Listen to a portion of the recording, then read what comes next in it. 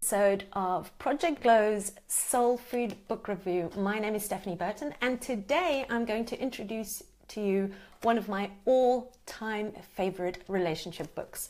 In fact, I so love this book that I put it at absolute number one of the books that you should be reading or should have read if you're at all interested in relationships, in making the best out of your relationships, what kind of a relationship is right for you, and also really understanding who you are within a relationship. So this absolutely amazingly gorgeous book, I really cannot possibly rave enough about it, is all about attachment styles. Now, if you've never heard about attachment styles, this is a concept in psychology that says something along the lines of the way that you grew up in your childhood with regards to the people who took care of you is going to influence the way that you are going to step into adult relationships and the kind of dynamics that happen in those adult relationships. Now, before I knew anything about relationships, I just thought that we all had completely individual and unique ways of going into relationships, and that no two relationships had anything in common, and there was nothing similar between them either. Come along this amazing book, and it turns out that actually there are three different types of attachment. Now, the three different types are the anxious attachment, the avoidant attachment, and the secure attachment.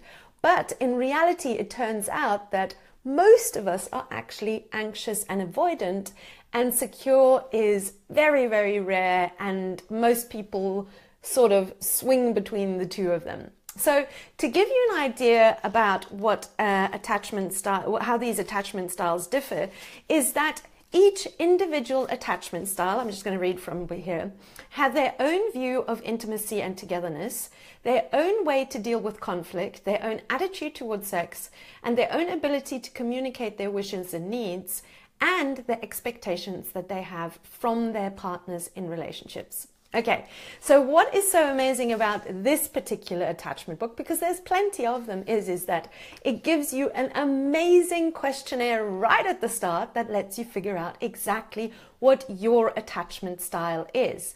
And this is the most detailed questionnaire I've really ever seen. You come out of the end of it absolutely knowing what style you are.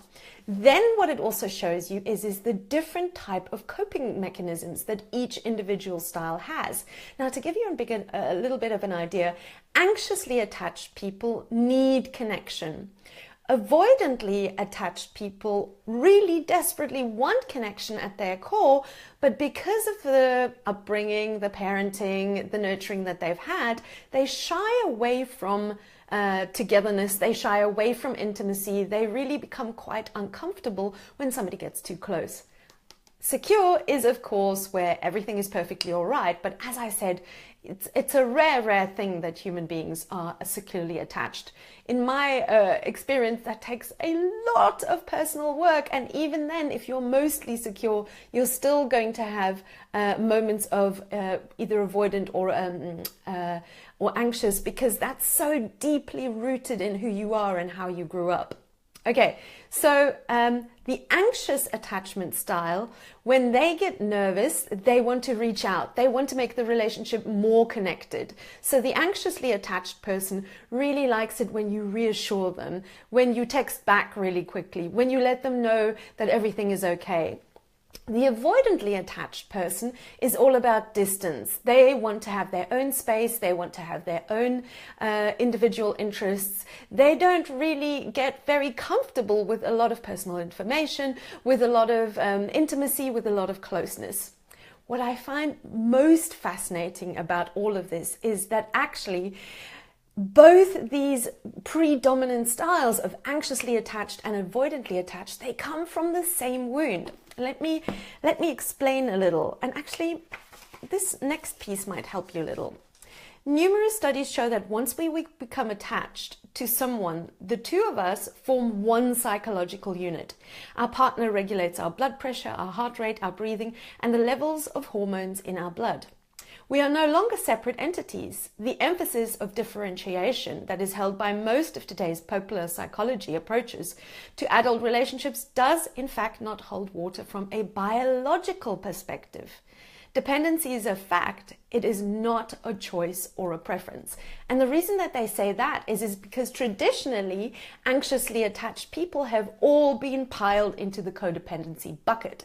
And actually, when you look deeper, it turns out that not all anxiously attached people are codependent, actually. And anxious could be just something that came out of your individual type of upbringing that you had. But let me give you an overview. Here is really the crunch of it all. When you were a baby, right at the beginning, tiny little baby, and has nothing to do with any type of fault of your parent. It turns out that if the baby perceives the mum to be more attentive when it smiles, when it reaches out, when it connects, then you will develop an anxious attachment style. If the baby perceives that the mother is more forthcoming and more connected when it's nice and quiet and almost is a bit removed, then it will develop an avoidant attachment style.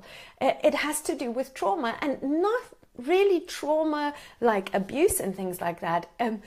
A mother cannot possibly ever, without being at fault ever, really attend to absolutely every single need of her baby. It's just impossible.